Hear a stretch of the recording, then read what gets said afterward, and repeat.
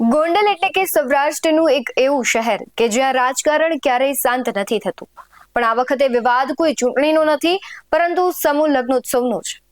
ગોંડલના રાજકારણમાં ક્યારે શું થાય એક એવું મુશ્કેલ બની જતું હશે, પણ અત્યારે જે થયું છે તેણે આખા પંથકમાં ચર્ચા જગાડી છે.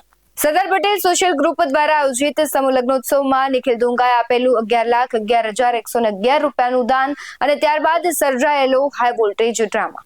પિયુષ રાદડિયાએ સોશિયલ મીડિયા પર એક એવી પોસ્ટ કરી જેણે ગોંડલના રાજકીય માંધાતાઓમાં ફફડાટ મચાવ્યો છે અને સમાજના રાજકીય વ્યક્તિના દબાણથી દાન લેવાની ના પાડી. આ એક વાક્ય પાછળ કયા મોટા માથાનો હાથ છે તેવા અનેક સવાલ થઈ રહ્યા છે. નમસ્કાર, ગુજરાત BS9 TV ન્યૂઝમાં આપની સાથે હું ભગવતી વિશાવડિયા. ગોંડલમાં સરદાર પટેલ સોશિયલ ગ્રુપ દ્વારા સમૂહ લગ્નોત્સવનું ભવ્ય આયોજન કરવામાં આવ્યું અને આ પવિત્ર પ્રસંગે નિખિલ ડોંગા દ્વારા 11 લાખથી વધુની મોટી રકમનું દાન જાહેર કરવામાં આવ્યું. પરંતુ પિયુષ રાદડિયાની પોસ્ટ મુજબ આ દાન સ્વીકાર્યા બાદ અને સમાજના એક રાજકીય વ્યક્તિનું દબાણ આવ્યું અને અંતે પૈસા લેવાની ના પાડી દેવામાં આવી. પિયુષ રાદડિયાએ કટાક્ષ કરતા લખ્યું કે આ ડર અમને ગમ્યો.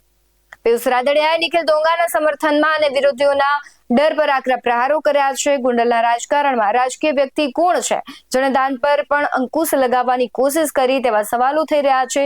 શું આ દબાણ પાછળ આગામી ચૂંટણીઓના સમીકરણો છે? પિયુષ રાદડિયાની પોસ્ટ હવે સોશિયલ મીડિયા પર વાયરલ થઈ રહી છે અને ગોંડલના રાજકારણમાં એક નવો વળાંક લઈ રહી છે. શું કહી રહ્યા છે પિયુષ રાદડિયા, તેના પર નજર કરીએ.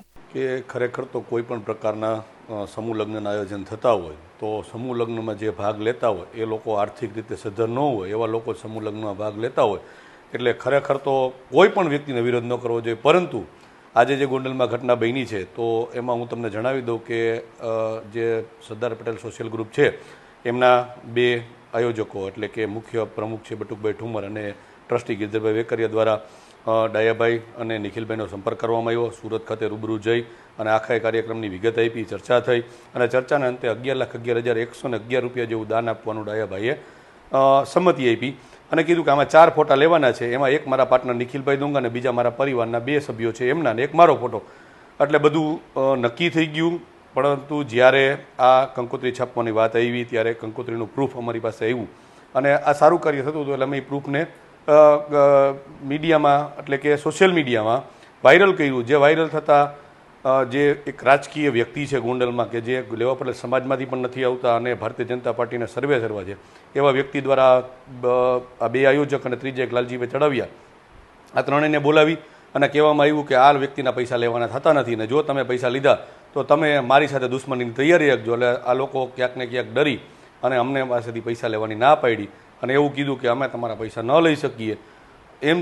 તેમ છતાં પણ અમે તમારું એક વ્યક્તિ ડાયાભાઈનું નામ લખશું પણ પૈસા ન લીધા. એટલે કે સમજો હિસાબ કરવા જઈએ તો 11 લાખ રૂપિયા હતા અને 31 જેવી દીકરીઓ હતી. એટલે એક દીકરીને 30,000 રૂપિયાથી વધારે કરિયર આવી શકતો હતો. જે આ એક વ્યક્તિના ઇશારે દીકરીઓ પાસેથી આટલી વધારાની સહાય આ લોકોએ આડો પગ કરી અને જતી કરી. બસ આ વ્યક્તિના દબાણથી જ પરત આપી દીધી. પરત આપ્યા એટલે કે લીધા જ નહીં. જ્યારે પૈસા આપવાની વાત આવી ત્યારે આ લોકોએ પહેલાં ના પાડી. પછી આપણે કીધું કે ભાઈ તમે એક કામ કરો, જે વ્યક્તિ ના પાડતા હોય તો આપણે ચડાવો કરીએ. જો એ વ્યક્તિ 22 લાખ આપે તો અમે 50 લાખ આપશું, એ વ્યક્તિ 50 લાખ આપે તો અમે 1 કરોડ આપશું. પરંતુ આ વ્યક્તિએ કીધું કે અમે અમારી મજબૂરી સમજો, અમારે રાજકીય બધા કામ હોય છે અને આ વ્યક્તિ સાથે દુશ્મની અમે ન કરી શકીએ એટલે અમે તમારો 1 પણ રૂપિયો નહીં લઈએ. માત્ર દાનનો વિવાદ નહીં, પિયુષ રાદડિયાએ ગોંડલના વિવાદાસ્પદ 150 ફૂટ રિંગ રોડની જમીન સંપાદનના મુદ્દે પણ અવાજ ઉઠાવ્યો છે. એક તરફ સામાજિક કાર્યોમાં રાજકીય દખલગીરી અને બીજી તરફ જમીન સંપાદનના પ્રશ્નો. ગોંડલનું રાજકારણ અત્યારે પરિપૂર્ણ છે તે ગરમાયેલું દેખાઈ રહ્યું છે. નિખિલ ડોંગા અને પિયુષ રાદડિયાની આ જુગલબંધી હવે વિરોધીઓ માટે માથાનો દુખાવો બની રહી હોય તેવું લાગી રહ્યું છે. દાન લેવાની ના પડવી એ કોઈ સામાન્ય વાત નથી. તેની પાછળ રહેલું રાજકીય દબાણ ગોંડલના બદલાતા સમીકરણો તરફ ઇશારો કરે છે. પિયુષ રાદડિયાએ ફેંકેલા પડકારનો જવાબ વિરોધીઓ કેવી રીતે આપશે? શું આ વિવાદ આગામી દિવસોમાં વધુ ઉગ્ર બનશે? આવા સવાલ અનેક થઈ રહ્યા છે. ત્યારે તમારું શું માનવું છે તે કમેન્ટ બોક્સમાં જરૂરથી જણાવજો. બાકી આવા જ વધુ અહેવાલો સાથે ફરી મળતા રહીશું. તમે અમારી YouTube ચેનલને સબસ્ક્રાઇબ કરવાનું અને Facebook અને Instagram પર ફોલો કરવાનું ભૂલશો નહીં. બાકી અવનવી અપડેટ્સ મેળવવા માટે આપ જોતા રહો BS9 ન્યૂઝ. નમસ્કાર.